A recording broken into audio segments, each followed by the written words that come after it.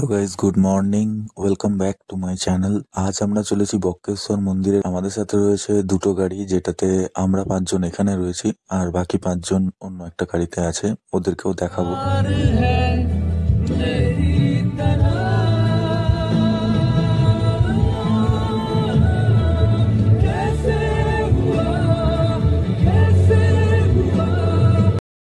Not bad, not bad.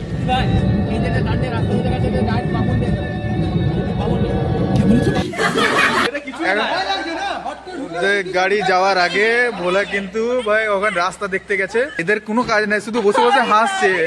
Heavy driver যাচ্ছে। আমরা এখন চলে এসেছি বক্রেশ্বর মন্দিরের সামনে। এন্ট্রি করে গেলাম। গাড়ি দুটো পার্ক করে আমরা এখন মন্দিরের ভেতরে ঢুকলাম।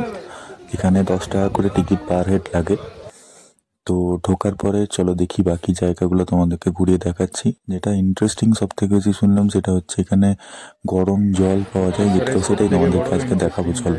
যেটা হচ্ছে এখানে সমস্ত জল যারা এখানে চান করছে, জলটা কিন্তু একদম পুরো গরম জল।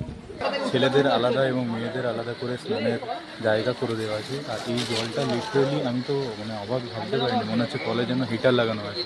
জলটা একদম প্রচন্ড পরিমাণে গরম জল। আর দারুণ ভালো লাগছে, পাগুলো পুরো গরম গরম হয়ে গেছে। জলটা কতটা গরম? জলটা দারুণ ভালো গরম, চান করা যাবে হেভি। এখানে আমরা যেটা দেখতে পাচ্ছি, এখানে পুরো এই জায়গাটার মধ্যে পুরোটার মধ্যে জল একদম পুরো টক করে পড়ছে। দেখা যাচ্ছে অ্যাপ্রক্সিমেট অনেকটাই ডিগ্রি হবে, যেটার জন্য জলটা অনেকটা গরম রয়েছে। ওইখানে সামনে দিক থেকে আরো পুরো জায়গাটা একটু ঘুরিয়ে রাখা। লিটারেলি দেখতে পেলাম পুরো জলটা টকবক করে ফুটছে, মানে সত্যি অবাক লাগলো। এখান থেকে তো পুরো বোঝা যাচ্ছে, দেখুন আপনাদেরকে দেখাচ্ছি সবাইকে, জল থেকে পুরো ভাবটা উপর দিকে সেদিকে। আচ্ছা আচ্ছা, এটার নাম হলো অগ্নিকুণ্ড, 80 ডিগ্রি গরম আছে। আচ্ছা, এই জলটা খেলে অম্বল, বমি, পেটে গ্যাস, গ্যাস্ট্রিকের পক্ষে ভালো।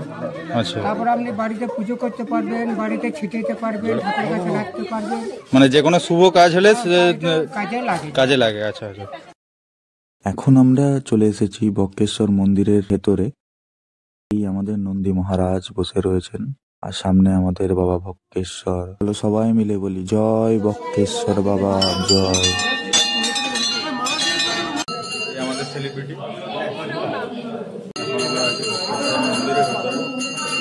লাইনে দাঁড়িয়ে আছে।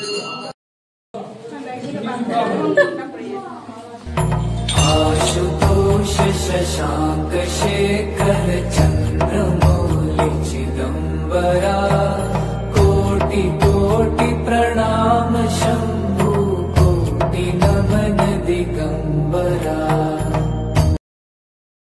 বক্রেশ্বরে পড়েছে গুরুমন্ত্র মন, বোলপুরের কাছে কঙ্কিতলা মায়ের কাকার, ননাটিতে মায়ের নলি, সাহিত্যার কণ্ঠের হাট, রামপুরে মায়ের টোট। দীর্ঘ 5 কিলোমিটার বক্রেশ্বরটা। মায়ের দিকে দেখান, প্রসাদ গুলা যারা নিয়েছেন হাতের মধ্যে তালুর মধ্যে রাখুন।